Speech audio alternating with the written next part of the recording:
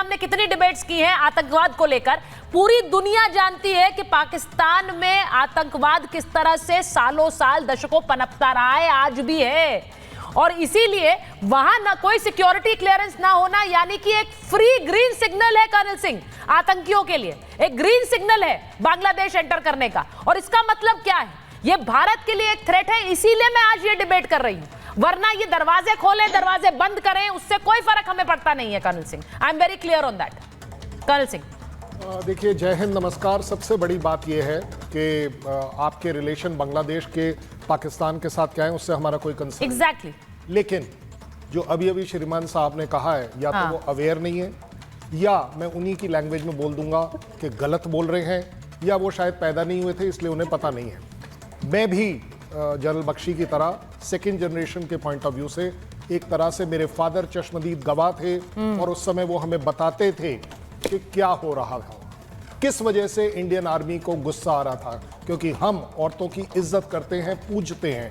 और वहां जो देखने को मिला, बंकर्स के अंदर औरतों को रखा हुआ था। उन औरतों को वो इस्तेमाल कर रहे थे, उनके कपड़े निकाल कर के सामने कर दिया जाए जिससे इंडियन आर्मी उनके ऊपर फायर ना करे।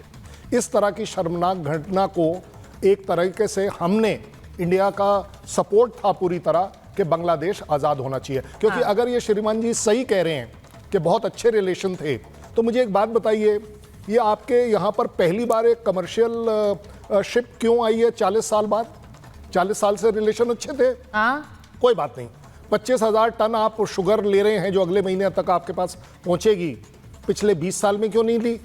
भाई शुगर तो बड़ी अच्छी चीज है आपके लिए, अगर आपको लगता है, क्यों नहीं ली आपने? उससे भी एक और स्टेप आगे जाऊंगा।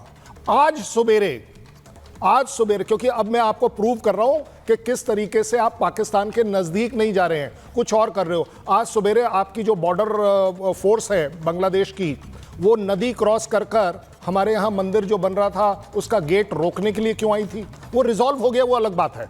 बट ये कैसे हो सकता है कि आप एक बॉर्डर क्रॉस कर कर अपने ओन पर आकर हमारे मंदिर के आगे जो गेट बन रहा है उसको रुकवाने की कोशिश करें? देखिए, रिलेशन अच्छा रखना, कॉन्ग्रेचुलेशंस, बहुत अच्छी बात है। But at the same time अब आपका ये जो लास्ट एक्शन है कि आप अपने वीजास को खत्म कर रहे हैं विजिटर्स के लिए, मुझे तो नहीं समझ आया। मैं एक चीज बड़ा क्लियरली कहना चाहती हूँ। डॉक्टर तुरीन बांग्लादेश से हमारे साथ जुड़ी हुई हैं। डॉक्टर तुरीन, मैं आपसे पूछ रही हूँ, क्या 1971 की कोई आपके नजरिए में वैल्यू नहीं है? क्या आपका इतिहास आपके लिए अनमोल नहीं है? वो इतिहास जिसके चलते आप बांग्लादेश क्रिएट हुआ, बना, वो सब आप भूल जाना चाहते हैं कि पाकिस्तान ने किस तरह का जुल्म ढाया था उस समय ईस्ट पाकिस्तान पे? और मुझे लगता है जब मुजीबुर रहमान की तस्वीर ही नोटों से हट रही है तो इससे बड़ी बात क्या हो सकती है कि आप अपना इतिहास भुलाकर अब आगे पाकिस्तान के साथ क्या एक फ्यूचर देख रहे हैं, क्योंकि उसका खुद का फ्यूचर तो है नहीं। आपका कैसे होगा? अच्छा, मैं बोलूं? जी बोलिए। Thank you for giving me the floor. सबको सलाम बांग्लादेश से।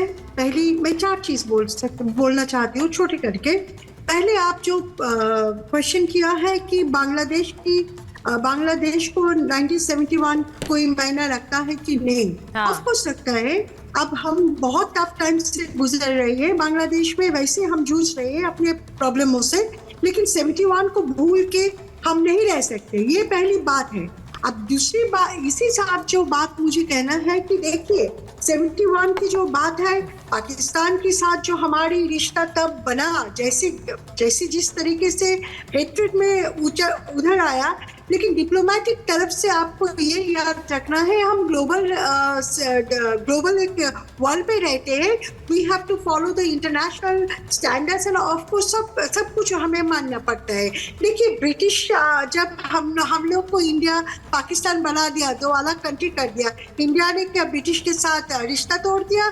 बांग्लादेश के क्या रिश्ता तोड़ दिया? पाकिस्तान के रिश्ता तोड़ दिया। लेकिन हम बोल रहे हैं कि इंडिया की तरफ जो हमारे साथ, we are really grateful what India has done for Bangladesh, ये हम नहीं भूल सकते।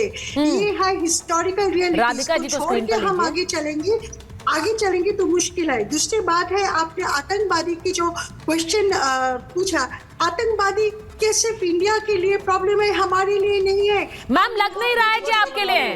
मैम लग नहीं रहा है आपके लिए। प्रॉब्लम हो रही। देखिए मैं आपसे डॉक्टर तुरीन, मैं इसीलिए कह रही हूँ एक सिक्योरिटी क्लियरेंस क्यों लगाया गया था पाकिस्तान के लोगों के लिए। मैं इसलिए पूछ रही हूँ, आपके लिए आतंकवाद बहुत ज्यादा मुश्किलें खड़ी करेगा, क्योंकि पाकिस्तान एक ऐसा देश है जहां आतंकवाद की वजह से ही साल में पहुंचा है। पूरी दुनिया में अगर आतंकवाद का कोई हब है तो उसे पाकिस्तान कहते हैं। आरजू यहाँ बैठी हुई है, आई एम सॉरी आरजू, मैं ये बोल रही हूँ लेकिन ये हकीकत है, आप जानती हैं, इस पर हमने कई डिबेट्स किए हैं। आपने क्लियरेंस हटा दिया है, वहां पर हाफिज सईद, वहां पर मौलाना मसूद अजहर सब आएंगे। सर मैम आपके यहाँ आपके साथ सहमत हूँ, लेकिन मैं ये भी बोल रही हूँ, आप ये भी सोचिए कि आतंकवादी हमारे लिए कितना मुश्किल चीज होता है। मैं बांग्लादेश में बैठ के तो फिर क्यों खोल रहे हैं आप अपने बॉर्डर? फिर क्यों आप वीजा क्लियरेंस के लिए सिक्योरिटी चेक हटा रहे हैं? मैं समझ नहीं पा रही हूँ मैम। आप अगर ये बात समझ रही हैं तो या तो एक प्लानिंग के तहत, एक साजिश के तहत ये हो रहा है, क्योंकि आप लोग पाकिस्तान के इतने करीब क्यों दिखना चाहते हैं? वहां से क्या कोई डिक्टेट्स आ रहे हैं जिनका पालन करना है? ये गवर्नमेंट की कोई बंदा ही बता सकते हैं ये चीज we are not in a position. अच्छा इमदादुल्लाह जी को लीजिए एक मिनट, मैम मैं आ रही हूँ आपके पास। राधिका जी मिस्टर विनोद मिश्रा, ठीक है, मैं एक बार विजिटिंग बांग्लादेश। ठीक है राधिका जी, ये इस वक्त जो पूरा हिंदुस्तान में, हम भारत में देख रहे हैं कि जगह जगह प्रदर्शन हो रहे हैं, क्योंकि वहां हिंदू माइनॉरिटीज पर अटैक है, और अब तो सड़क पर उतरकर जो कट्टरपंथी है वो कह रहे हैं भारत से जंग होनी चाहिए, भारत के खिलाफ जंग होनी चाहिए। मौलाना ऐलान कर रहे हैं कि अगर 14.5 करोड़ मुसलमान यहां से घुस जाए हिंदुस्तान में तो कब्जा कर लेंगे दिल्ली पर। ये तकरीरें हो रही हैं मैम, इनके खिलाफ, या फिर भारत अपने लिए क्या कर रहा है ये बताना जरूरी है लोगों को देश में।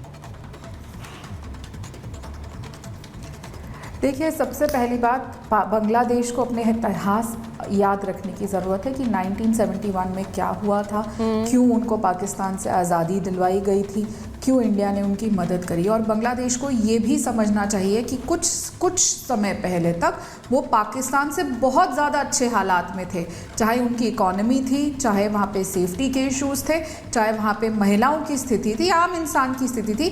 पाकिस्तान के तो ऐसे हालात थे कि वहाँ के प्रधानमंत्री को अपनी गाड़ी तक बेचनी पड़ रही थी, इतनी बुरी हालत उनकी इकॉनमी की हो रखी थी। और हमने देखा है कि पाकिस्तान में क्या हालात हुए थे। अब अगर वो पाकिस्तान में पाकिस्तानियों के लिए वीज़ास खोल रहे हैं बिना किसी सिक्योरिटी चेक के लिए और अपने उनके कहने पे चलना चाह रहे हैं, तो ये अब इनको खुद इंट्रोस्पेक्ट करने की ज़रूरत है, ये बांग्लादेश को कहाँ लेकर जा रहे हैं। ये उनका देश है, हाँ, और उनके यहाँ पे जो होता है जाहिर सी बात है उससे हमें बहुत असर पड़ेगा। और जो हालात अभी हैं, जिस तरीके से माइनॉरिटीज़ को, हिंदुओं को वहाँ पे ट्रीट किया जा रहा है, जिस तरीके से वहाँ पे उनको मारा जा रहा है, अरेस्ट किया जा रहा है, वो पूरा विश्व देख रहा है। बांग्लादेश की जो चीज़ें हैं, उनका जो ट्रेड है